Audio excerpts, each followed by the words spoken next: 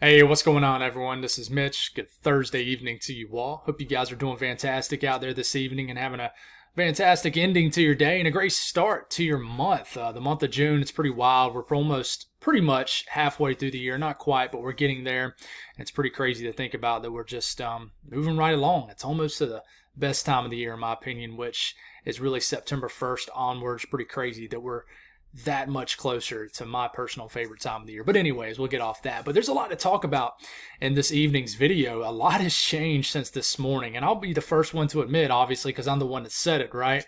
I didn't think there was going to be much chance for this system to develop in the Gulf of Mexico, which will be a heavy topic in this video. But here we are, went from a 20% chance to develop into a tropical depression to the fact that it now is a tropical depression 2, because they reclassified that system off the coast of the eastern U.S. I believe that happened in January as a depression. So this is technically the second tropical depression of the year. So this is actually forecast to be our first named storm of the year, which is Arlene. So pretty wild to think about. We'll talk about it, and this has definitely got conversation going about hurricane season, but I want to be the first to tell you guys I do not expect this to bring crazy impacts or anything. This is not expected to be a hurricane, but we are going to talk about its track, how strong could it get, and then we'll also give you an update on tomorrow's severe weather, which has increased substantially, I would say. We're going to have a chance, and most likely we'll have significant severe weather across portions of the southern plains tomorrow, and then we're going to give you folks in the Northeast some love and talk about how we could have some rainfall finally tomorrow, and it could be in the form of storms. And then we're going to talk about a nasty coastal low that's going to deliver you guys some awful weather, potentially Saturday and especially Sunday. So we'll break that down for you folks. If you guys have not subscribed, certainly consider doing that. Like the video if you like it, and appreciate. There's been a couple people who have joined the channel who have upgraded their tier, so I really want to say thank you for you folks who have joined the channel. It means the world. And it's pretty great to see, especially in these slower times. If you guys got anything that I can pray about or pray over, as always, please put those in the comments below so I can do that. And I promise you, others will do so too. So let's get going. Let's take a look at this thing. This is Tropical Depression 2. Now I want to remind you guys, this is at 7:05 p.m. Eastern Time. There's another update here in about 45 minutes. So there's a chance that calling this Tropical Depression 2, but here on this next update, it's considered the 8 p.m. update from the National Hurricane Center. They might dub this a tropical storm, but as of right now, it's a tropical depression, 35-mile-per-hour winds, and the low-level circulation is exposed, and this is because you're getting unfavorable winds aloft that is blasting the western, southwest, and southern part of this system. So basically, all the convection is being kind of shunted off to the northern, northeast, and eastern portion of this storm. You see these big blow up and convection right here. This is showers and storms. It's all away from the heart and soul of this system, which is that low-level circulation. You really need mid-level convection, which is what this is, and to really align with that low-level circulation. We talk a lot on this when we actually have hurricanes out here. This is just a very weak tropical cyclone, but it has a stout low-level jet. I'm sorry, not low-level jet. I'm here. Here I am in severe weather season. It has a stout low-level circulation, and that is why it was dubbed a tropical cyclone, tropical depression. And here it is. You can see beautiful spin. This is the panhandle of Florida. This is Louisiana over here, Mississippi, Alabama, and Florida obviously right over here. And it's definitely popping off a lot of shower and storm activity in western Florida right now. So you can see the spin clear as day, but it is definitely being exposed greatly by the unfavorable wind pattern aloft. Aloft meaning above the surface of the ocean out here. But this is the latest update, and I'll update this right now, see if we have a 7 p.m. update Central Time.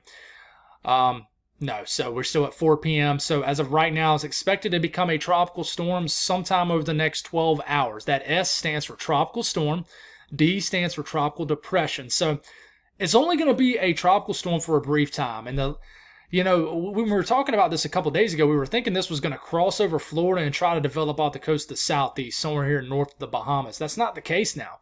This is actually going to drift southward and potentially maybe even give areas of western Cuba some rain. But this is just going to kind of meander very slowly south into the southern portions of the Gulf of Mexico, maybe eventually into the Western Caribbean. So right now, 35 mile per hour sustained maximum winds here, moving west-northwest at a whopping 2 miles per hour. It's still a depression as of right at this moment. Not going to show any crazy plots as far as where it could potentially go, because in general, I think if it went right over Florida as a weak tropical storm, I still think that it wouldn't be anything substantial as far as impacts. But you actually look at the radar and what this looks like right now. Florida, obviously, right here experiencing a lot of thunderstorm activity in all areas of Florida, even storm activity here in Key West, here in western Cuba. And this is a moisture feed from this system. But you can see the little bit of a little spin right here. But this is what I'm talking about. You know, the actual low pressure is probably right here. But all the convection has been shunted really to kind of a more favorable area of the storm. Okay, no thunderstorms can get going here on like the western and southwest and southern portion of the storm, because this intense shear just really disrupts any sort of storm development from getting going. But there's a chance that this could get a little bit stronger as it tries to drift a little bit further south here in the next 12 hours, and we'll certainly see what happens. But this is it. This is actually your tropical depression right here. But, you know, you look at the HRRR model over the next 48 hours, well, really starting from Friday morning, tomorrow morning onward. This will continue to just kind of spin down here. It could strengthen. You know, this number, when you see this number dropping right here, that means you have a strengthening low pressure. So I could say it could potentially be its strongest sometime tomorrow. This will continue to just kind of bring a moisture feed into western and areas of Florida, southwest Florida especially, and this will continue to kind of drift in general south or southeast. And this goes all the way out into Saturday about midday or early afternoon, and we're still dealing with this. Could still be a tropical storm, tropical depression. In fact, it most likely will be one of the two. But as you can tell, you know, you don't have widespread precipitation over Florida. I think tomorrow will be a lot like today in Florida. Numerous showers and storms, but nothing you guys can't handle down there.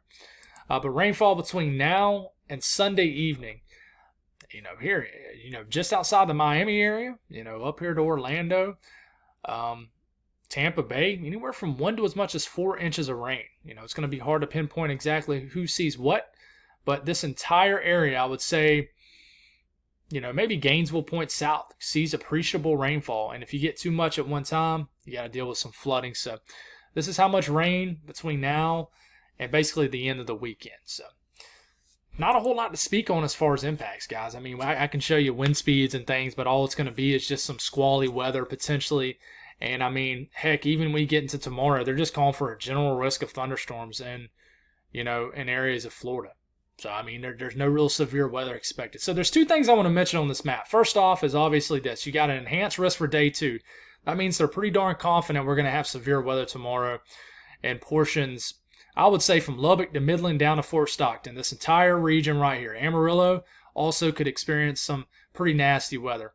But the tornado threat, as of now, in fact, hold on. We'll actually get a little bit closer to this. But before we get to that, okay, I want to mention the Northeast, okay? And we'll talk about the Northeast here in a second. You just have a general risk of thunderstorms tomorrow, right? I would not be surprised. In fact, I expect it. You're going to have probably a marginal risk issued for severe weather for tomorrow in the Northeast. Massachusetts, New Hampshire, Vermont. Guys, y'all broke record highs before we even hit the prime heating of the day in these states today. It was pretty wild. I think Burlington hit like the low 90s. I mean, that's pretty wild. That's almost in Canada, guys. So I think it'll get hot again tomorrow in these regions, and I do think you're going to have a chance for severe weather, even though right now you just have a general risk of severe weather. But we'll talk about this really quick. We'll get a zoomed in look here. Enhanced risk for these regions, okay? Lubbock to Midland, Fort Stockton, these entire region right here, Odessa. You guys have a risk for some significant weather. An enhanced risk, that's a level 3 out of 5. Yellow, level 2 out of 5. Dark green, level 1 out of 5. And there is a risk for tornadoes. I wouldn't be surprised if this increases to a 10% risk. We haven't seen that in quite some time. But a 5% risk right now of a tornado within 25 miles in any given location. And I'm going to pull up my Google Maps. I got some dog hair on my phone. Meant to have it pulled up for you guys already, but you know, guys, I do stuff on the fly with you guys. It's never a super professional presentation with us. But like I said, Lubbock, Midland, Odessa, what is that? La Mesa, Tahoka, Brownsfield, Leveland, Seminole, Andrews, Stanton, Big Spring. You guys, some significant weather tomorrow. The biggest risk tomorrow is hail. Okay, not only do you have a 30% risk to see hail tomorrow, okay, and here's the outline down here. 30% risk to see hail in excess of 1 inch in diameter or larger. And the yellow you see is hail pushing 1 inch, exceeding 1 inch in diameter or larger. I need to get my act together here. You got a 15% chance of that in the yellow area within 25 miles of a given location. If you see the black outlined area right here with the checkered marks going through it, that is the chance for significant hail. That's a 10% chance to see hail exceeding 2 inch in diameter or larger, which the Storm Prediction Center considers that significant hail. You got significant wind, significant hail, significant tornado. And significant tornado is an EF2 or higher. Wind, that's winds pushing 60 knots or higher. Hail, that's 2 inch or larger. So wind threat tomorrow is there too. You got a 15% risk of winds pushing 50 knots or higher in this yellow area. That is 55 to 60 miles per hour. So these storms look nasty on the HRRR model. I want to let you guys know right here. I mean, we'll start off around 11 a.m. tomorrow Central Time. We'll keep these going. These storms really explode in the northern portion of Texas. But, I mean, they might get going early on. I mean, I'm talking about huge hail. Cape values will get high. The thermodynamics will be very, very high in this region, meaning you're going to have plenty of surface heating, moisture, and the lapse rates are going to be certainly supportive for severe weather. Lapse rates meaning how quick does the temperature drop. The further you get up in the atmosphere, the quicker it drops, the better lapse rates you have, the better Cape values you have. I know that's all over the place, but in general, the ingredients support very large hail with any storms tomorrow. So these storms really explode. Now, there's a chance for far eastern New Mexico to see storms, but I think this is going to be more so of a western Texas kind of deal. But, I mean, you already got active weather ongoing just west of Amarillo around 2-3 p.m. tomorrow. And then this is when you watch for a couple lone nasty storms just outside of Odessa, Midland down here. And, I mean, when you have this HRRR model off Weather Bell reflecting this white color right here, that is pretty much the HRRR model telling us that, hey, there is probably going to be massive hail in these. I mean, I'm expecting like baseball-size hail, gigantic hail in some of these storms. So when these storms are really thermodynamic driven, meaning it gets all the way up into like the daggum, like mid-90s, okay, and then a storm fires up, I mean, there is rocket fuel for these storms. And you know, these storms are going and going. They're munching up off all that energy. And basically the southern extent of this cluster of storms around 6 p.m. is going to be dangerous. And then these little isolated cells, which the HRRR model likes, them developing could be dangerous. These could drift all the way to San Angelo. They could. Maybe make it all the way to Abilene. But this little corridor right into here, okay, this is going to be some bad weather tomorrow. Lubbock down the Midland. All the little small towns in between. I know you see a little gap right here, but that does not mean there's not going to be storms in this region. But please be careful with these storms. These storms could still be going. I mean, these look like two nasty supercells. These could be producing tornadoes tomorrow. I expect storm chasers to be all over this. This is especially if you choose to chase these cells down here. It's kind of a high risk, high reward kind of setup if you're a storm chaser, but I know not everybody's storm chasers, so it's hard to speak as if everybody is, but big time warming. Let's see. Let's look at the temperatures tomorrow ahead of this. And yeah, I mean, look how the temperatures kind of get all the way up into the upper 90s, and I mean, you don't actually have super hot temperatures. In fact, I thought the temperatures were going to be a lot warmer than this. Look at let's see. Yeah, I mean, there's actually more stable air right in here. So it looks like there's some kind of boundary, which probably is helping aid in a tornado threat here. But I mean, temperatures will rise into the upper 80s. I'd expect this little area right here to get much hotter than maybe what some of these models are showing. But, you know, what really I'm watching here is if you look at this, look at dew points, very moist air. It's kind of a dry line setup. So if you see all this dry air right into here, these aren't temperatures.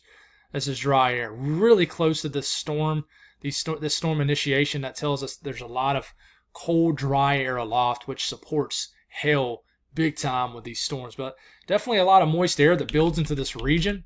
Moist air just sitting here waiting for these storms to fire. Temperatures in the upper 80s, low 90s. And you can go on and bet there's going to be some big time storms in this region for sure. Thermodynamic driven and weak flow aloft, but enough to support a tornado threat. And in fact, you look at the updraft velocity swath, and it definitely shows these storms down here really rotating. That doesn't mean there's a 100% chance to see a tornado, but it means that these are going to at minimum be rotating. Will they drop a tornado? Still up in the air, obviously, but I would watch these storms right down here. And then the southern extents of these storms right into here. Definitely some big storms. The northeast tomorrow, interesting little setup that's not being talked about much. But we'll start it around lunchtime tomorrow. Already got a little bit of shower storm development in central Maine, but watch as we get to 1 p.m., 2 p.m., here we go. These pop-up storms begin to fire. I think these storms could be quite intense in the northeast tomorrow. 2, 3, 4 o'clock in the afternoon tomorrow. I think if you're a weather geek, or if you like a good old-fashioned thunderstorm and you live in the northeast and you don't see it much, or we haven't seen it much in South Carolina either. But if you've been waiting for some interesting weather, you're going to see it tomorrow. I really think. Really anywhere from the southern sections of Maine, Vermont, New Hampshire, all of southern New England. I'm really watching this cluster of storms right here in southern Maine. I think that if you live in Portland, Lewiston, Waterville, Augusta, you guys could get a nasty line of storms around 2 to 5 p.m. tomorrow, and I think these will have a chance to drift all the way into New Hampshire, Concord, or y'all might say Concord, Manchester, Keene. You guys definitely could get some intense storms, and then just convection, shower, and storm activity is going to develop right over Massachusetts, Rhode Island, Connecticut tomorrow. Storms will fire in central New York State. And we definitely will watch this line of storms that kind of chugs down here. And by the time we're getting into 7, 8 p.m. tomorrow, I think widespread heavy rain and storm activity for your Friday night for all of New England. A good chunk of New England, and then this dies out overnight. And then we watch our coastal storm, which is what we will shift to now. So this is all the activity for tomorrow. As we get into Saturday morning, we're still dealing with lingering moisture, right? Okay, Saturday I don't think will be too bad. I think temperatures will be held down substantially because of light rain around, clouds, things like that. It's really what I'm watching for Sunday. The European has this low pressure right here. Look at this big slug of rain right here that gets kind of pushed into coastal and eastern sections of Maine, New Hampshire, and then eastern Mass and Rhode Island. And you see this low pressure develop. This is around Sunday afternoon, Sunday evening. This looks like, certainly, I wouldn't say a nor'easter, but this definitely looks like a coastal storm for you guys and coastal regions of New England, all the way up into the down east areas of Maine. And this continues to spin around out here. It's kind of blocked. So we get into Monday, you're still dealing with rain. You get into Tuesday, you're still dealing with rain. In fact, more widespread rain for all of the Northeast. You get into Wednesday, you're still dealing with rain. Next Thursday, a week from today, still dealing with rain. I think it's going to be a nasty stretch of weather. And this is rainfall between now and the next week for the region you see here, southern New England. I think there could be more rain than this, but you guys have been quite dry, and you're certainly going to make up for lost ground. But this is, find where you are on the map. This is rainfall expected between now and the next week, and we go up to even Maine and look at rainfall up here. A lot of rain in the southern sections, of Maine, 2 to 3 inches of rain. So you guys definitely going to get your rain fast. I would watch out for some flash flooding also. So another thing is the temperatures to watch. This is certainly interesting to see here. You're going to get into the low to mid 90s tomorrow in areas of Mass, southern New Hampshire, areas of Vermont again, Connecticut, Rhode Island. Very warm in New Jersey tomorrow. Very, very warm. I wonder if somebody will get into the upper 90s, but this is Friday highs. Look at Saturday. Substantially cooler. Boston will not get out the 50s. And then you look at Sunday. I think Sunday could potentially be even cooler and even highs in the 50s. Miserable weather coming up. You'll warm up a little bit with the rain, but yeah, pretty wild to see, guys. And so hope I covered everything. I think, we'll kind of go over everything again in the morning for you guys, but definitely an active stretch of weather coming up. A lot of medium topics to kind of talk about. But let's see if there's an update from the National Hurricane Center. Nope, nothing yet. So that's all I got, guys. Thank y'all for tuning in. God bless all y'all, and I'll talk to you in the morning.